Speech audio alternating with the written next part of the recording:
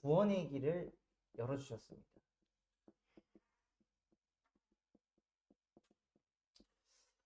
그래서 오늘 이 메시지가 사실은 가장 기초 메시지이면서 근본적인 메시지입니다. 이거를 나 자신한테 전하실 수 있어야 돼요. 내가 어떤 상황 속에 있어도 나 자신한테 이 메시지를 나한테 전달했을 때 내 영혼이 살아날 수가 있어요. 이 비밀이 없으면요 계속 무너질 수밖에 없습니다. 그래서 어떻게 하시냐? 원래 나는 창세기 1장 27절 하나님의 형상으로 창조된 영적 존재라서 나는 하나님과 함께할 때 행복합니다. 이것을 나한테 고백하시는 거예요. 교회 안 다니는 사람한테 전하기 이전에 나 자신한테 내가 지금 불행하다, 내가 지금 힘이 없다. 왜 그럴까? 내가 지금 하나님과 함께가 안 되는구나. 자꾸 문제랑 함께하고 사람의 말하고 함께하고 지금 환경과 상황과 함께하니까 지금 내가 불행하구나. 이렇게 나 자신한테 말씀을 적용하실 수 있어야 돼요.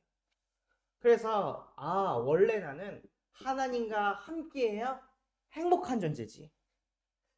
그리고 하나님이 나와 함께 하시니까 하나님이 나에게 복을 주며 이르시되 어떤 복을 주셨냐면요.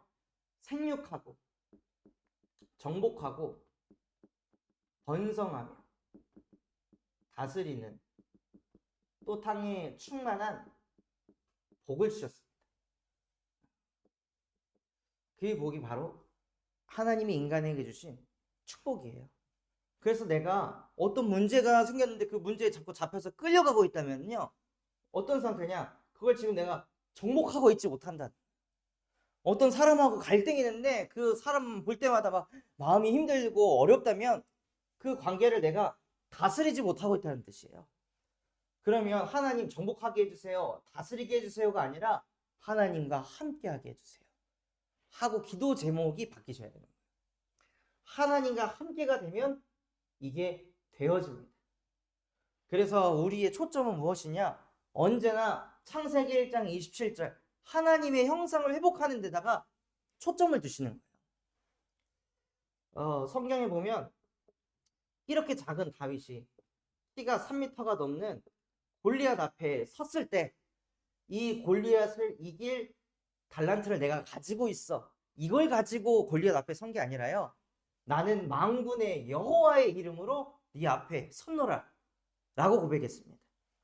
그러니까 다윗 안에 뭐가 있었냐?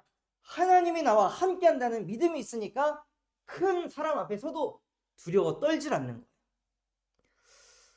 원래 인간이 이렇게 창조돼서 이 축복 속에서 살아야 되는데요. 문제가 생겼습니다.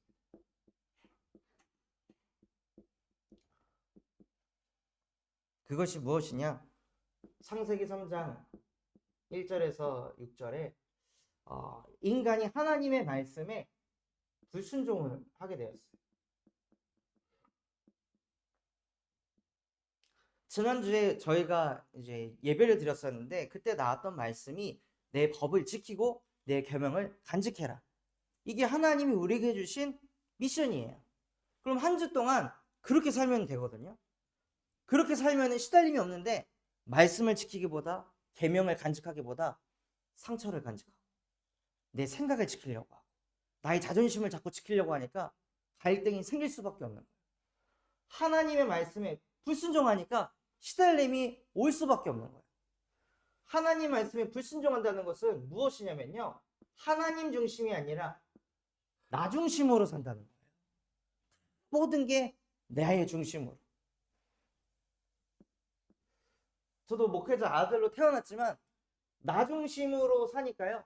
하나님도 나를 위해 이용하는 거예요. 복음도 나를 위해 이용하는 거예요. 하나님이 나를 위해 존재해야 돼요.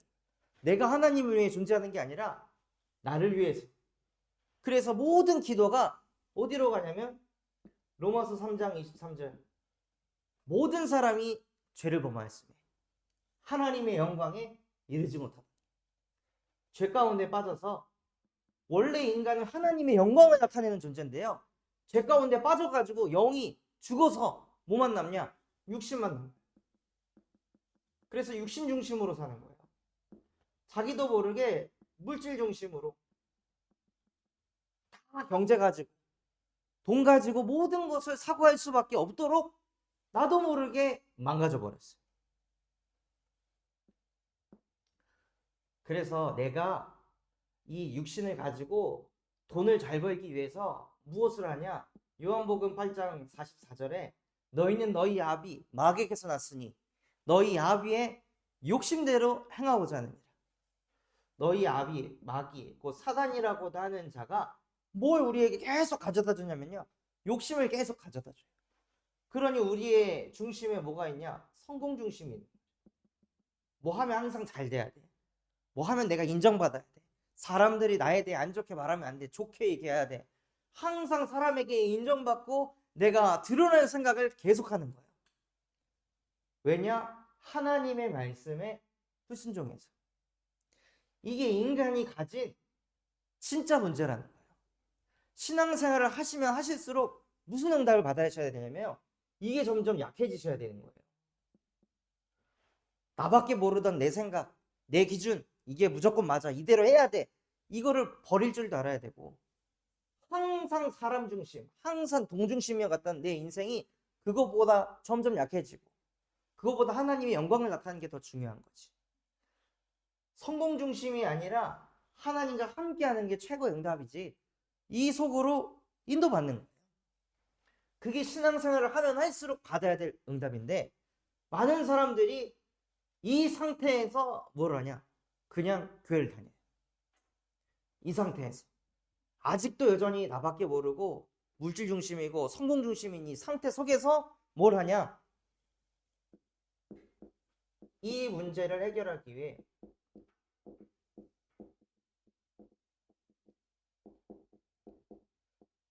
방법을 찾습니다. 결국 우리가 힘이 들고 시달리는 모든 이유가요, 내가 내 육신적인 노력을 가지고 성공을 해야 된다는 이 사고방식, 이것 때문에 사실 힘든 거거든요. 그러면 이걸 성공을 하면 할수록 어떻게 될까요? 아, 역시 내가 맞았어, 내가 옳았어, 그러니 너도 이렇게 해야 돼, 이렇게 돼요. 그 사람에게도 많은 하나님의 계획이 있는데 나랑 똑같이 해야 된다라고 생각하는 거예요. 그러니까 자기도 모르게 점점 인간관계에서도 갈등이 일어날 수밖에 없는 거죠. 나는 성공해가지고 옳은 말을 주변에다가 하는데, 부모로서 자식에게 옳은 얘기를 하는데 갈등이 계속 생겨. 그러니까 사람들이 도대체 어디서부터 뭐가 문제인지 이유를 찾지 못하고 끊임없는 시달림 속에 살아간다. 근데 이 상태 속에서 사람들이 무엇을 하냐면요, 종교생활. 분명히 사도행전 4장 12절에 천하 사람 중에 구원받을 만한 다른 이름을 우리에게 주신 적이 없느니라. 우리에게 주신 이름은 오직 예수인데, 종교 생활을 하면서 그냥 교회를 다니면 되겠지, 예배하면 되겠지, 주일 성사하면 되겠지, 이렇게 생각한다는 거예요. 이게 바뀌지 않은 상태에서 이걸 보고 근본 문제라고 합니다. 이걸 보고 존 칼빈은 인간은 원죄를 가지고 있다, 그래서 성악설을 이야기합니다. 인간은 원래 악하다. 그래서 우리가 태어나기 이전부터 아담과 하와 때부터 모든 사람들은 자기밖에 모르고 물질밖에 모르고 성공밖에 모르는 이 상태에 딱 잡혀 있다는 거예요. 근데 이 상태 속에 있는데 사람들이 뭘 하냐? 철학을 해요. 자꾸 공부를 하면서 깨달아요. 깨달으면 깨달은 거 가지고 사람을 살려야 되는데 깨달은 거 가지고 사람을 판단해. 깨달은 거 가지고 사람을 무시하고 정죄해요. 왜요? 나 중심이니까. 내가 가장 빛나야 되고 내가 가장 드러나야 되니까 사람을 밟고 무시해야 되는 거예요. 그렇게 하고 싶어서 그런 게 아니라 근본 자체가 망가져가지고 자기도 모르게 이 가운데로 끌려간다는 거예요. 그리고 이 문제를 해결하기 위해 무엇을 하냐면요, 선행을 합니다. 그런데 이 근본이 바뀌지 않은 상태에서 선행을 하면, 착한 일을 하면 아무리 해도요, 이상하게 마음이 공허해요. 할 때는 괜찮은데 하고 나서 돌아왔을 때, 그리고 이걸 계속 내가 해야 되나? 이런 생각들이 막 들어오면요, 마음속에 자기도 모르는 공허함, 허무함이 끊임없이 보여요.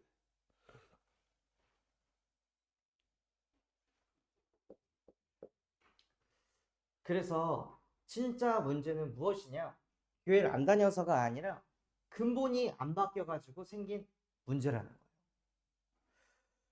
그래서 하나님께서는 우리도 모르게 나 중심에 빠져가지고 늘 돈밖에 모르고 성공밖에 모르고 하나님조차 이곳을 위해 이용하는 우리를 위해서 무엇을 하셨냐면, 하나님이 문제를 해결하셨어요. 결국 이 문제는 인간이 하나님을 떠나 하나님 말씀에 불순종한 문제이기 때문에 하나님이 이 땅에 오셔서 무엇을 하셨냐?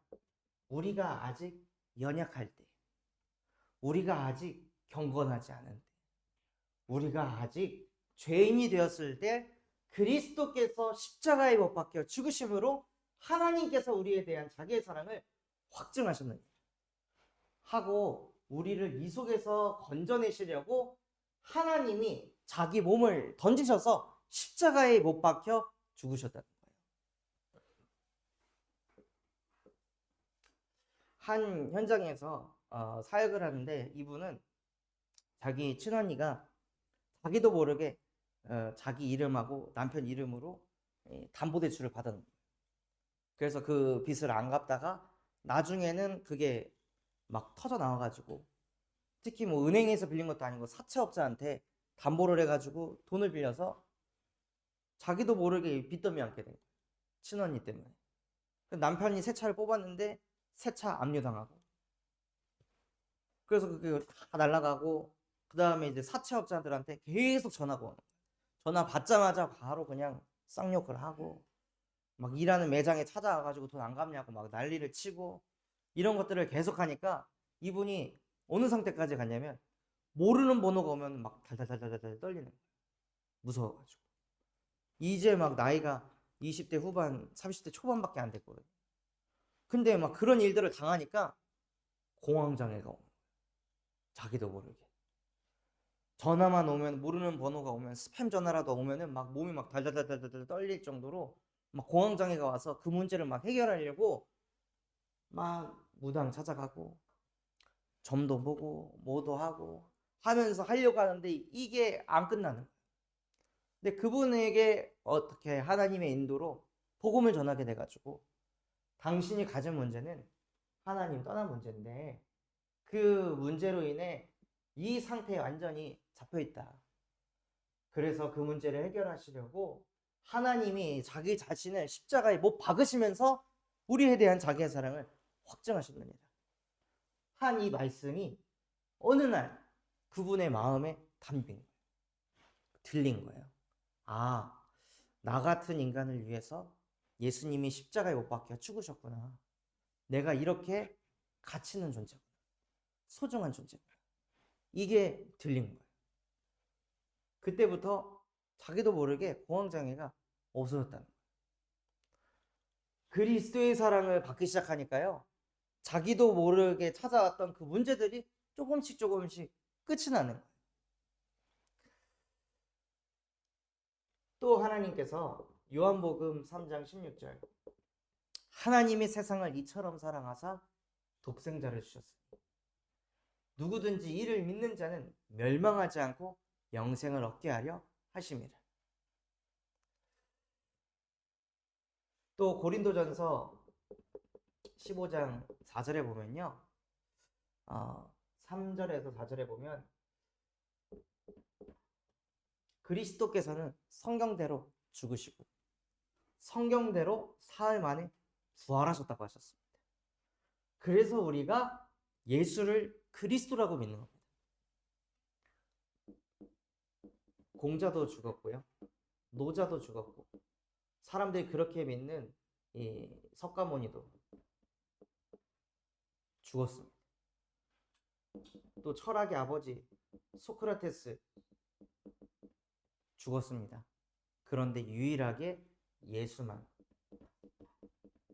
예수만 십자가에 못 박히고 사흘 만에 부활하셔서 그 모습을 500명이 넘는 사람이 봤습니다.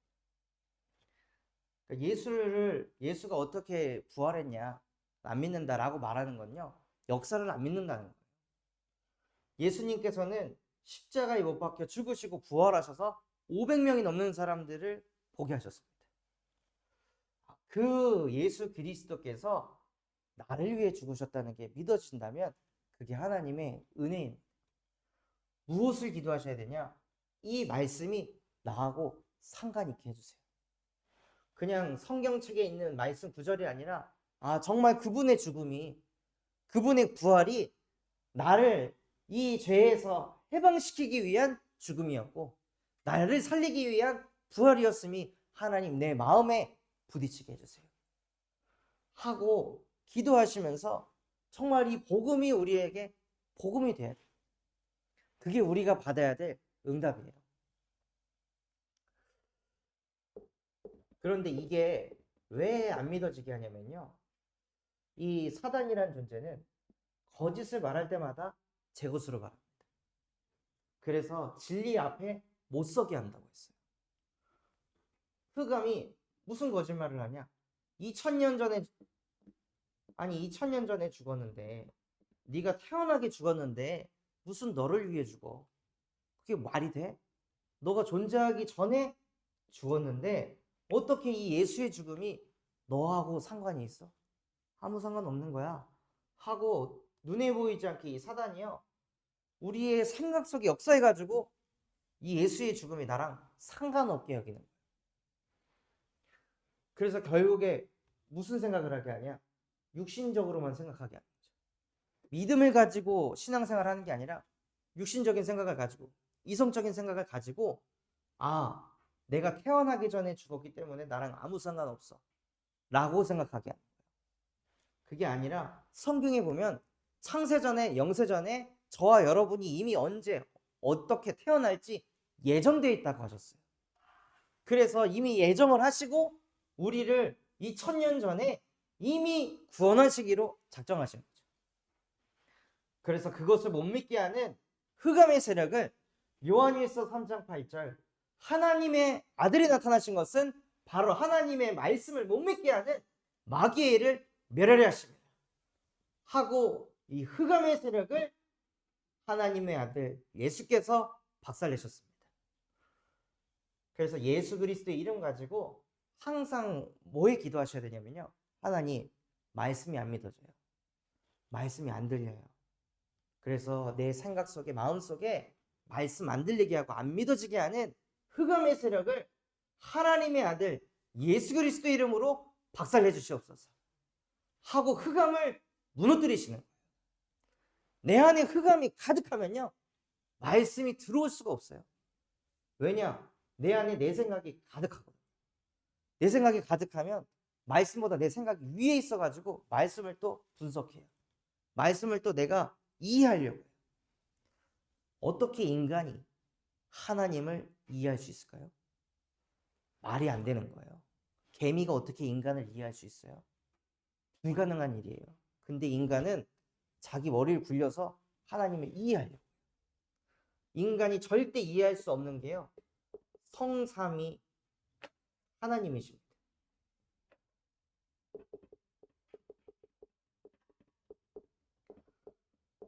무슨 뜻이냐? 성부 하나님, 성자 예수,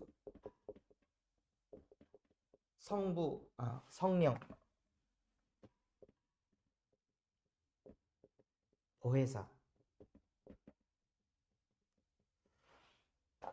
이 세 존재가 하나라는 거예요. 세계에 위격이 있다고 하는데요, 그래서 하나님은 말씀으로 역사하시고 성자 예수 그리스도께서 우리를 구원하시고 보혜사 성령으로 우리와 영원히 항상 함께 하세요. 그래서 우리는 성삼위 하나님을 믿는 신앙입니다. 이걸 보고 삼위일체라고 하는데 이거를 부인하면 이단이 되는 겁니다. 그래서 우리는 삼위일체이신 하나님을 믿는 신앙인이에요. 그런데 이것은 인간의 이성으로는 설명할 수 있는 게 아닙니다. 어떤 목사님들은 말도 안 되게 설명해요. 한 남자가 있는데 그 사람이 아빠의 일을 할 수도 있고, 그 사람이 남편의 일을 할 수도 있고, 그 사람이 아들의 일을 할 수도 있다. 그래서 그렇게 한 사람이 여러 가지 역할을 할 수 있듯이 하나님도 여러 가지 역할을 하실 수 있다 라고 가르치는 말도 안 되는 목회자분들이 너무 많이 계신데, 그거는 인간의 머리로 하나님을 이해하려고 한 거고요. 하나님은 그냥 성부, 성자, 성령, 위격이 다른 성삼위 하나님으로 그냥 믿는 겁니다. 이거는 인간의 이성으로 풀어갈 수 있는 영역이 아니에요. 그런데 자꾸 사단은요, 이 머리를 가지고 하나님을 이해하려고. 머리로 이해한다고 믿음이 생기는 게 아니라 믿어지기 때문에 믿는 겁니다. 그런데 그 믿음은 이 흑암이 내 안에 무너질 때, 나도 모르게 항상 이성으로 육신 중심으로 말씀 받게 하는 모든 흑암의 세력을 하나님의 아들이 오셔서 박살내셨습니다. 그분이 예수 그리스도이십니다. 라고 고백하시면서 무슨 응답을 받으셔야 되냐? 말씀이 들리는 응답을 받으시는 거예요. 말씀이 들리면요, 평안이 옵니다. 말씀이 들리면 능력이 생깁니다. 자기도 모르게. 결국에 인간은 생각대로 인생이 끌려가게 됐습니다. 근데 내 생각이 말씀이 된다면, 내 생각이 복음이 된다면 내 인생은 어떻게 갈까요? 그래서 정말 내가 어떤 존재냐? 하나님의 형상으로 창조된 영적 존재. 그래서 나는 하나님과 함께할 때 행복한 존재입니다. 그 행복을 어떻게 누리냐? 말씀과 함께할 때. 그래서 말씀을 내 안에 담지 못하게 하는 흑암을 그리스도의 이름으로 결박하시고 항상 말씀을 간직하고 그 말씀대로 사시는 인생 되시기를 예수 그리스도의 이름으로 기도하겠습니다.